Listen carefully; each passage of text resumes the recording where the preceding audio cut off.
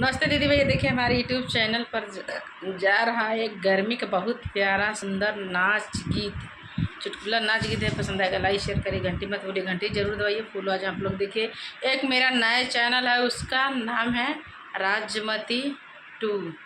राजमती 2 को आगे बढ़ाइए, लाइक सब्सक्राइब दीजिए और देखिए आप लोग। एक नया चैनल है, आप लोग देखिएगा।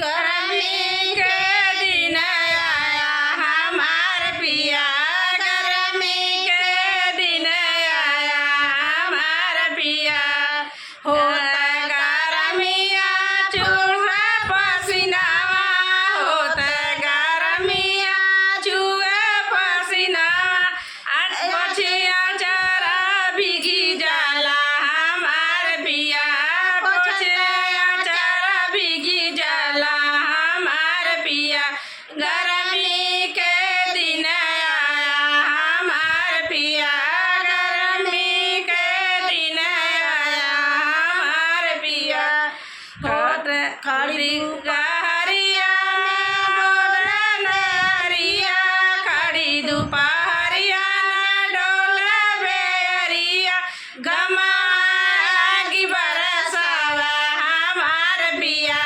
घमागी बरसावा हमार पिया, गर्मी के दिन आया हमार पिया, गर्मी के दिन आया हमार पिया, कटी गईल बिजली कैसे ऐसी चलाई, कटी गए बिजली कैसे ऐसी चलाई, रही आई घबड़ाला हमार पिया, रही जिया घबड़ाला हमार पिया, सुन